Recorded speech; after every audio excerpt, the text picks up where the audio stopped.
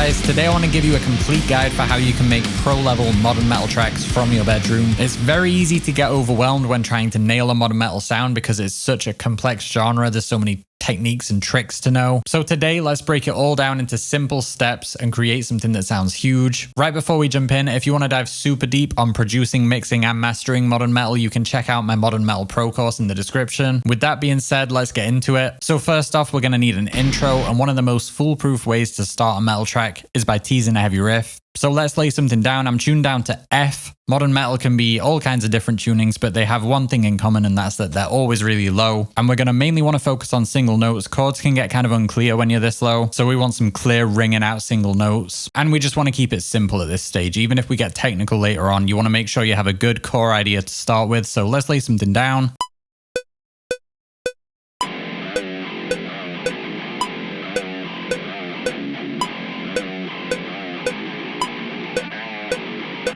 All right, I have that panned hard left, and then on the right, let's do this.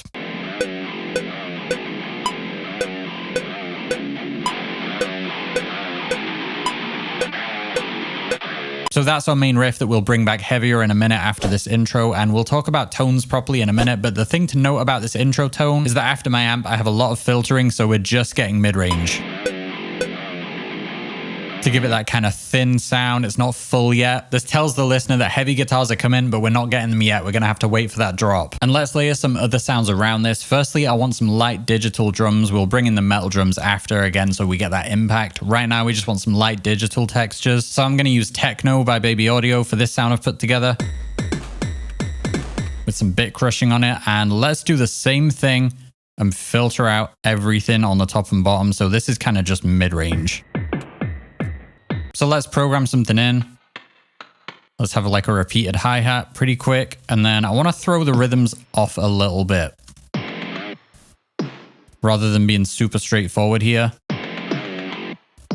Because, again, keeping the rhythms a little disjointed here means it's going to all come together and really slap if we simplify things on the drop. Yeah, let's try something like that. And let's create a filter swell with this low pass filter so it gradually lifts over time. Another classic intro trick. Something like this.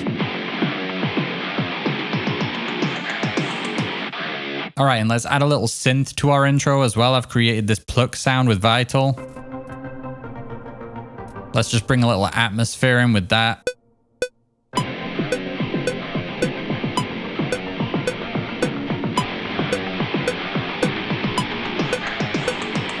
And just before we drop it and get heavy, I want to finish our intro on a stronger note here. So let's take our guitar audio and chop it up like this. I want to take the first bit of that note right there. Let's just delete everything after that. And let's bring in a couple of samples as well. Let's try that one from a free Ghost Tack pack. I like that one too. Let's bring these in.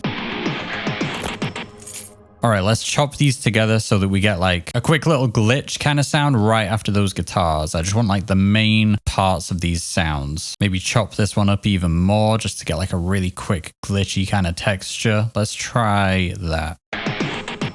All right, that's what I'm looking for. Let's bring in some kick drums right there as well to really make that moment a hit.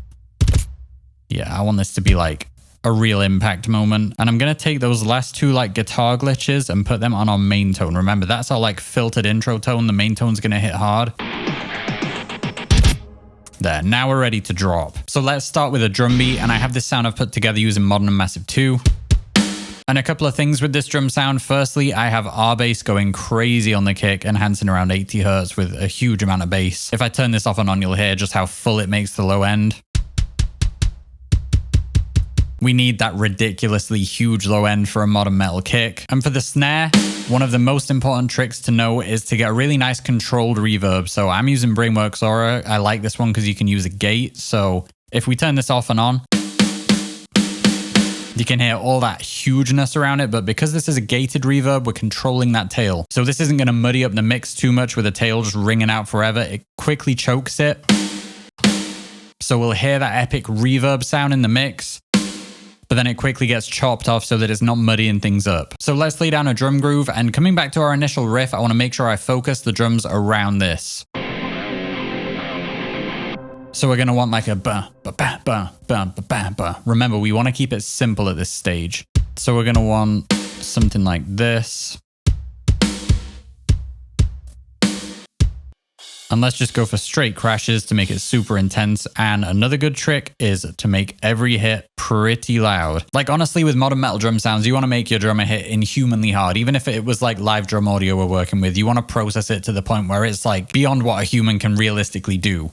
We want like intense, violent, consistent drum sounds.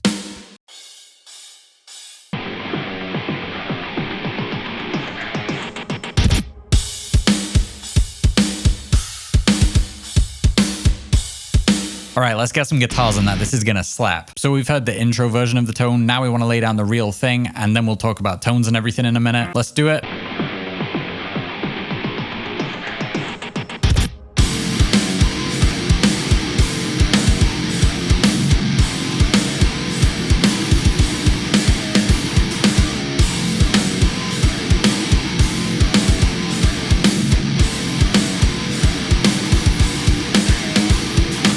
All right, and I'm going to copy the audio from that and put it on this track, but we'll talk about that in a minute. First, let's get it on the right as well.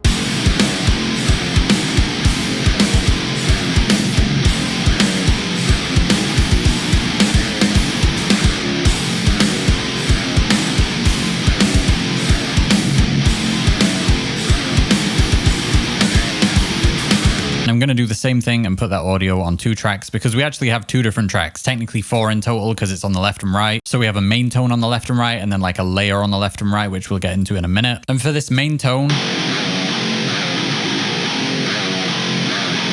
I'm using the Audio Assault emulation of the 14 Meshuggah amp with a couple of Audio Assault cabs after it. I've been using this thing a lot lately because it handles low tunings beautifully and a lot of amps don't. Like it's very easy for the mix to just become a mess when you go this low. So it's important to choose the right amp sims. This one is great, and obviously shout out Neural DSP, 14 Nameless, Archetype Gajera, Archetype Nolly, all of those are great for low tunings like this as well. But right now this is my favorite. And the thing that's really bringing this tone to life is the 2 pedal emulations I have going on in front of the amp. So this is based on the Precision Drive, this is based on the 1433, and these are emulations of probably the 2 best pedals for bringing a low tone to life and tightening up that low end. So using them together is really a crazy sound. Like if we just turn this pedal section off and then I'll bring them in, you'll hear what a huge difference they're making. This goes from like a dull kind of flubby low tone to a very tight, aggressive mid-rangey tone.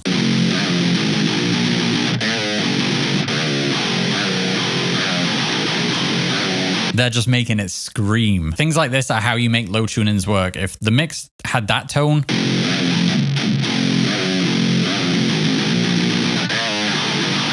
instead of this, even though this is such an intense tone, like this is what makes it work in a mix. It has to have that high end, it has to have that mid-range, otherwise it's just going to get really muddy and lost in a mix. So that's our main standout tone on the left and right, but then the second tone that I'm running the same audio through is like this mid-range layer I've created here, which kind of just sounds like a mess on its own, but in the mix, that's going to give the energy and the power that we need to the guitars so that they're not too thin sounding. Mid-range is hard to nail in a metal mix because mids are the thing that muddy up a mix the easiest. They can add that washy kind of unclear sound. So we want a clear, crisp mix, but also mids are where all the power is in the guitars. So we need to make sure that our mix does have that power we're looking for. So my thinking here is we're using the first tone to get the crisp clarity that we want. And then rather than making that one tone do it all, we're letting a second tone handle just the mid-range so we can get the exact mid-range sound we want. And layering the 2 together, we get a huge overall guitar sound. So this tone starts with 14 Cali binaural because it just has the hugest mid-range out of any amp I've ever heard.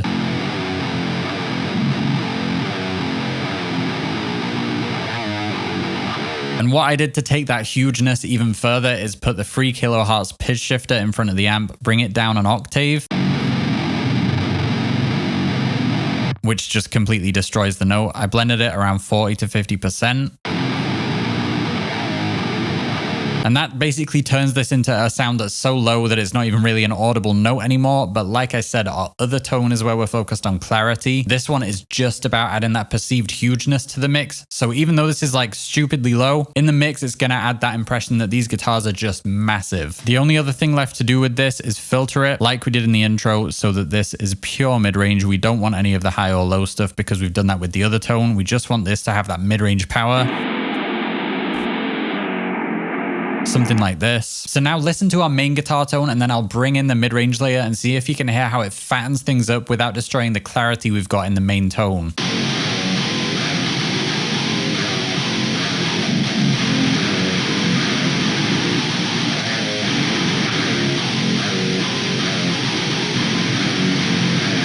All right, let's lay down some bass.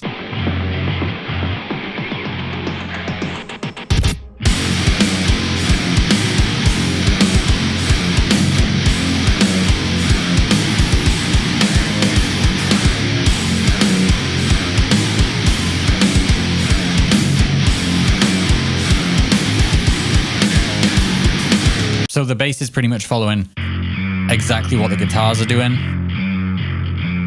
And for the modern metal bass sound, there are basically two components. You need a consistent, clean low end and then a grinding mid-range like we hear there, that clanky metallic sound. I have two favorite plugins for getting that sound, so I'm using both of them. Good old Dark Glass Ultra binaural with the cab turned off, so we're using this like a distortion pedal and very much focused on the high mid-range because that's where that clanky sound is. We want all of that.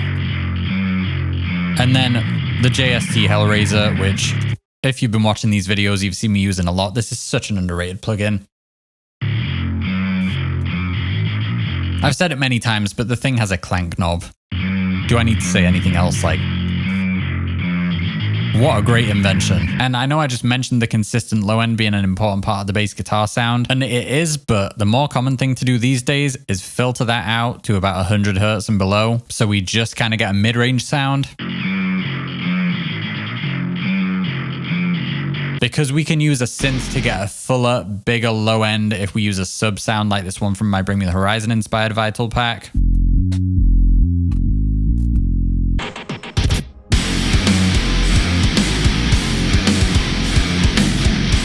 And to make the mix even huger still, I'm going to copy that MIDI and put it on this track, which is the guitar fattener preset in the same pack, by the way. This is very much like an Architect's Bring Me the Horizon inspired kind of sound. Very digital, but designed to really disguise itself as a guitar. Like, it adds a bit of a digital flavor to the mix, but it should generally blend in and just add more power to those guitars.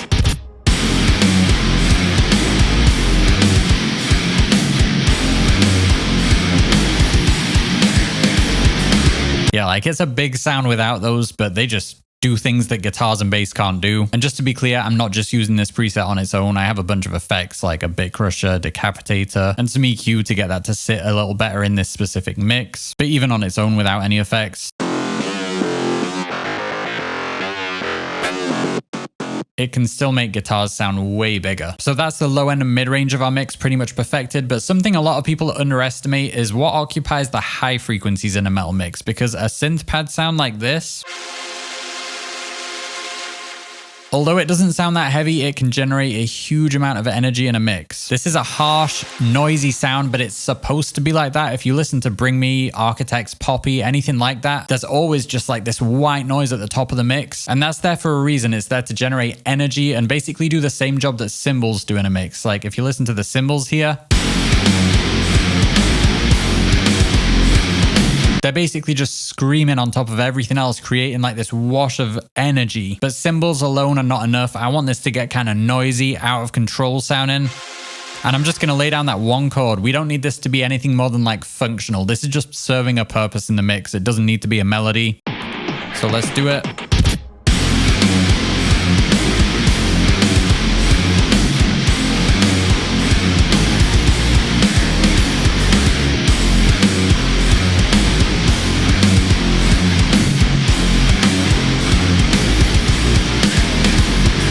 I say this at some point in every video, but that is the kind of thing you're supposed to feel rather than hear. And I also have our pluck sound from the intro down here, just a little louder.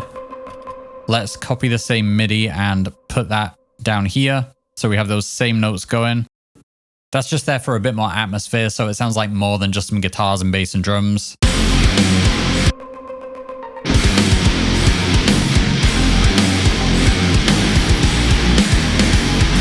All right, this is getting there now. We just need to do a couple more tricks to make this feel more dynamic, so it's not just at one level all the time. So I want to bring in some samples again.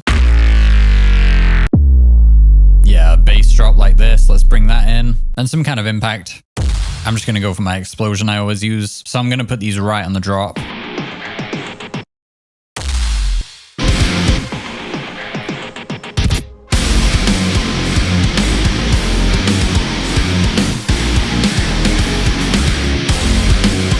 That just helps it really explode every time it comes back in. And to take that explosiveness even further, one more thing I want to do is take our synth layers. And let's just cut the MIDI out so that we drop to just guitars for a second. So the mix thins out a little bit so we really feel it hit back in again rather than everything staying at 100%. Just that note there. Let's drop it out. Hear how that helps it drop a lot harder than if everything stayed at 100%. Alright guys, and that is my concise guide for crafting a killer modern metal mix. Like I said at the start, if you want the ultimate 8.5 hour guide from me on all this stuff, you can check out the Modern Metal Pro course in the description. It has every step in the process completely covered, from a blank session to a finished mastered track. So go and take a look if you think you might be interested. If you enjoyed this video, please consider hitting the like, and if you want to see more content like this, you can subscribe. Thank you guys so much for watching if you made it this far, and I'll see you in the next one.